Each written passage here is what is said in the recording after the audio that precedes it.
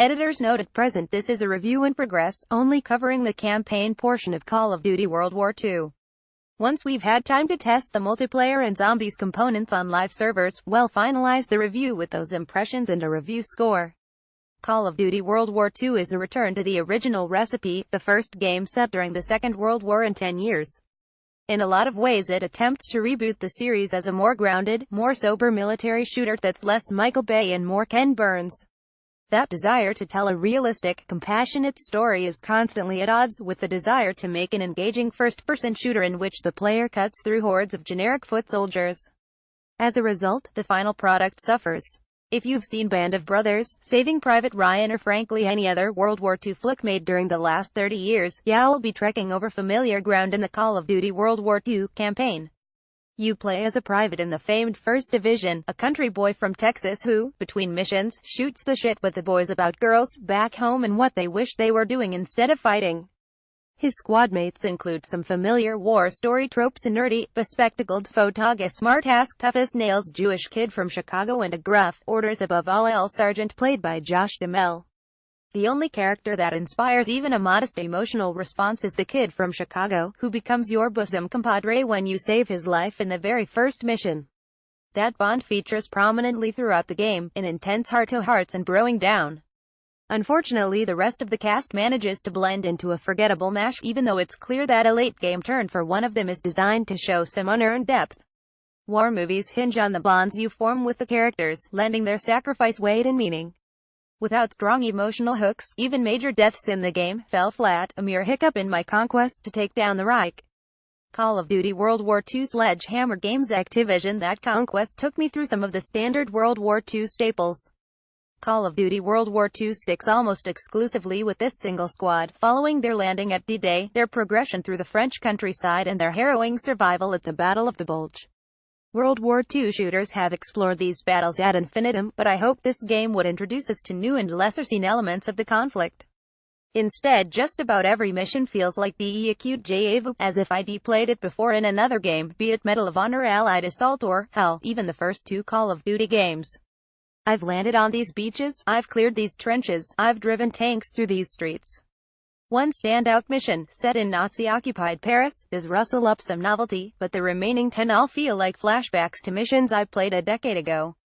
Health packs have returned while most of the gameplay mechanics feel wholly familiar. A few new elements have been added to the Call of Duty formula. For the first time in over 10 years, health packs have returned, replacing the regenerating health that had become a mainstay of the series. This change works better than expected.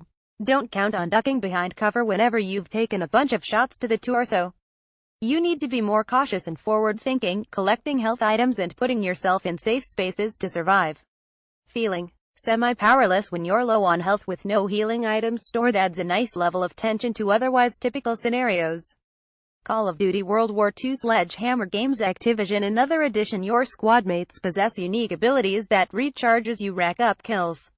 One squaddy will hurl you health packs, another can toss you a smoke grenade to call in a mortar strike.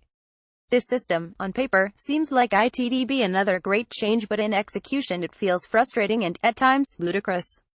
Activating your squadmates' abilities requires running up to them in battle and hitting a button.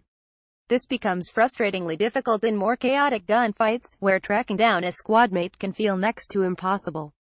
I understand the intention to recreate a stress similar to combat, soldiers trying to find their radio man or medic in the middle of a fight. In gameplay, though, it just feels clumsy, as you blindly turn your back to enemy fire to locate the icon indicating your ammo buddy. Call of Duty's story is at odds with its action. This conflict, realism versus fun, exists throughout Call of Duty World War II. At one moment, the soldiers are having a nuanced discussion about how not all Germans are bad. A moment later you're mowing down a sea of them with a mounted machine gun as you speed through an occupied French village. The campaign attempts to bring up the tough questions about war, but when you're intermingling those questions with outrageous, comic violence, it comes off as disingenuous. Call of Duty World War II Sledgehammer Games Activision. One of those tough questions is how a game about World War II deals with the Holocaust. Traditionally, these games have ignored the topic entirely. Call of Duty World War II addresses it in an actual, interactive sequence, but the attempt feels like a pulled punch, showing the terrible treatment of POWs during the war, without ever mentioning the slaughter of civilians or the existence of death camps. The scene is presented as the worst the Nazis could muster, when the truth is, of course, far darker. The game clearly has no problem showing the all-out slaughter of hundreds of soldiers, some in incredibly gruesome ways, but when it comes to the intimate and targeted horror of concentration camps, Call of Duty World War II opts for a more antiseptic presentation. The game aspires to be like the great World War II films, but is unwilling to go to the lengths those films do present the truth, as grim and monstrous as it is. The prospect of a modern take on World War II is an exciting one. What would the last 10 years of gameplay, graphical and storytelling advancement bring to scenes that we've already experienced? Unfortunately, the Call of Duty World War II campaign is not up to the task, falling into rote cliches and overly familiar territory. While it returns to the era of classic Call of Duty, it neither captures the surprise of the early games nor the ambition of modern entries. Rather than serve as a reboot, Call of Duty World War II is more of a redundancy.